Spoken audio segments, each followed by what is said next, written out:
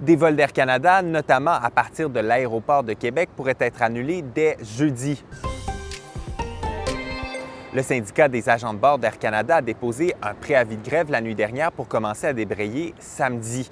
La direction d'Air Canada a répliqué avec un avis de lock-out. Des vols seront annulés à partir de jeudi afin de permettre un arrêt progressif de ces activités d'ici samedi, indique la direction. Les vols d'Air Canada et d'Air Canada Rouge seront donc progressivement suspendus, mais ceux d'Air Canada Express, Jazz et PAL Airlines ne seront pas affectés. À l'heure actuelle, à l'aéroport de Québec, il n'y a pas d'annulations qui sont liées à la situation, mais on peut penser que ça s'en vient.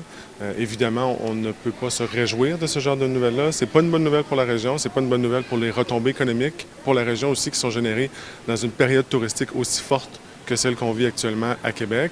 C'est pas une bonne nouvelle. Évidemment, c'est des pertes financières aussi pour l'aéroport de Québec. Air Canada offre pour les gens qui ont un vol entre le 15 et le 18 août de se déplacer sans frais entre le 21 août et le 12 septembre ou d'obtenir un remboursement sous forme de crédit voyage.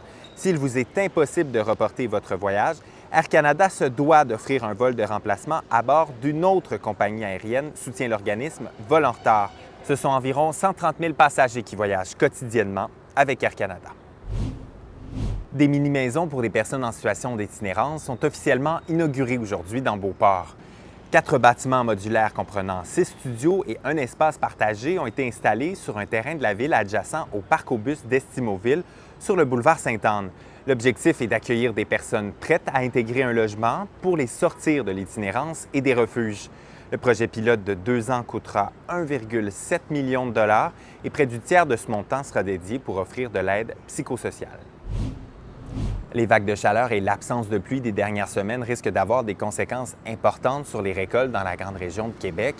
Les grandes chaleurs qui font suite à un printemps et un début d'été particulièrement pluvieux où certaines récoltes ont pris l'eau. À Lévis, un producteur prévoit déjà peu de profit avant même la fin de la saison.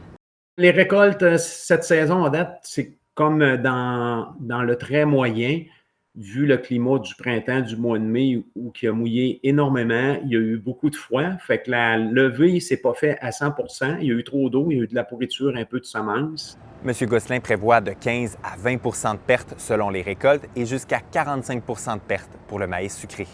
Bonne journée!